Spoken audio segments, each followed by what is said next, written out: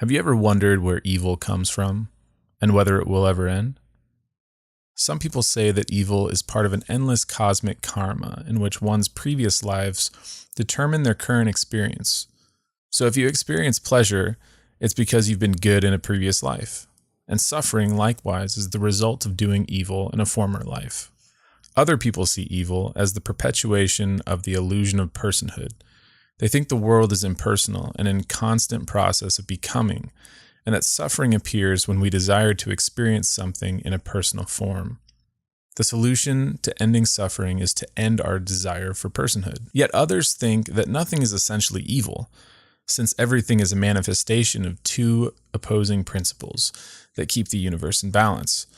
What we think of as evil is just a lack of balance between the two principles, and since these are eternal, so are good and evil. These outlooks aren't very hopeful, are they? Here's another one. Evil comes from an evil God who opposes the good God. Both gods have created and are ruling the universe and are both eternal, which means that good and evil are also eternal, though humans, as part of this unending conflict, are to help defeat evil by choosing good. So the next idea is a more hopeful one. Some people believe that evil is the result of rebellion against a good God. Lucifer, a top angel, accused God of being selfish and unfair and rebelled against his government. Not only did he stir conflict in heaven, he deceived Adam and Eve, the first human beings, into sinning, thus taking over the dominion of our world. Lucifer was cast out of heaven along with his followers, and God will eventually eradicate evil completely. Where does this teaching come from? It comes from the Bible, which includes a few passages about this cosmic conflict in the book of Job, Isaiah 14, Ezekiel 28, and Revelation 12. Let's take a quick look at each. Job. Job is the story of a rich man who was hit with some severe afflictions. He lost his sons and daughters, his material possessions, and even got terribly sick. Eventually, Job's health and fortune were restored, and he grew a large family again. How is all this important for the heavenly conflict? You see, all of Job's problems started because Satan attended a meeting in heaven where he accused him before God. That's right, he accused Job of worshiping God selfishly, not for the sake of God, but for the sake of what God gave him. This accusation, of course, was not only against Job, but against God too, for it implied that God was not really worthy of worship. Now, this heavenly council sounds like a meeting of world leaders where Satan came as the ruler of earth. How do we know that Satan is the ruler of this world? Here are a few hints. In Eden, he caused Adam and Eve to fall, thus taking over the dominion from them. When Satan tempted Jesus, he offered him the kingdoms of this world. Christ called Satan the prince of this world. Paul called Satan the god of this world. John stated the whole world is under the control of the evil one. And when God asked Satan where he came from, he said, "From roaming throughout the earth," going back and forth on it. So both Job and God stand accused, and the only way to find the truth was for God to allow Job to be tested. Satan was given free hand to harm him, but to his frustration, Job remained loyal to God throughout all his trials, proving that his devotion to God was unconditional and that God is worthy of worship.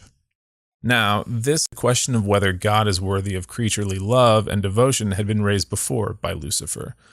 We can see fragments of this sad story in Isaiah 14 and Ezekiel 28. Many people interpret the kings of Babylon in Isaiah 14 and of Tyre in Ezekiel 28 to refer only to historical individuals. But how could this be? Since the king of Babylon was never in heaven, the king of Tyre never dwelled in Eden, was not a cherub at heaven's throne, nor was perfect until sin was found in him, or was he cast out of heaven because of his pride. Something is not adding up.